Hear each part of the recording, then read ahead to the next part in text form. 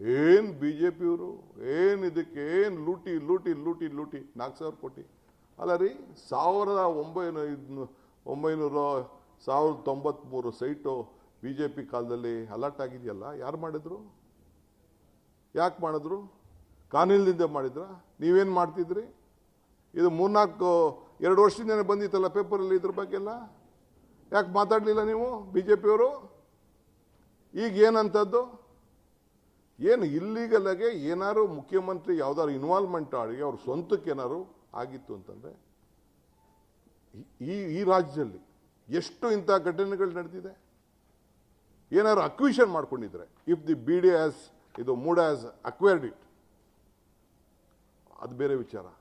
Encroach ಮಾಡಿದ್ದಾರೆ, ಅವರೇ ಹೋಗಿ ಸೈಟ್ ಫಾರ್ಮೇಷನ್ ಮಾಡಿದ್ದಾರೆ. ಆ ಸೈಟನ್ನು ವಾಪಸ್ ಕೊಡಿ ಅಂತ ಕೇಳಿದ್ದಾರೆ. 3 ಎಕರೆ ಚೀಲ ಕೊಟ್ಟು ಅದನ್ನು ಕೊಟ್ಬಿಡ್ಬೋದಾಯ್ತು ಅವರು.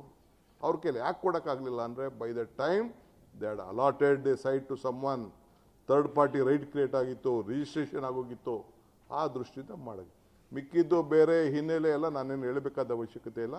That is A different question. ಈಗಾಗಲೇ ಚೀಫ್ ಮಿನಿಸ್ಟರ್ ಅವರು ರಿಪ್ಲೈ ಮಾಡೋ ಸಂದರ್ಭದಲ್ಲಿ ನಾನು ಗಮನಿಸಿದ್ದೇನೆ. ಅದಕ್ಕೆ ಬೇಕಾದಷ್ಟು ಅವರು ವಿಚಾರವನ್ನು ತಿಳಿಸಿದ್ದಾರೆ.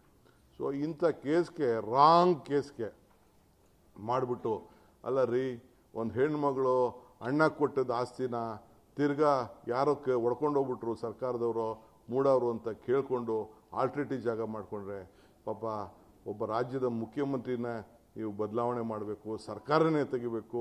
ಈ ದೇಶದ 136 ಸೀಟ್ ಕೊಟ್ಟಂಥ ಜನತೆಗೆ, ಕನ್ನಡ ನಾಡಿನ ಜನತೆಗೆ ಆಶೀರ್ವಾದ ಮಾಡಿದಂಥ ಈ ಒಂದು ಸರ್ಕಾರನ ತೆಗಿಬೇಕು ಅಂತ ಹೊರಟಿದ್ದೀರಲ್ಲ, ದಿಸ್ ಈಸ್ ನಾಟ್ ಪಾಸಿಬಲ್. ಇದು ಸಾಧ್ಯ ಇಲ್ಲ.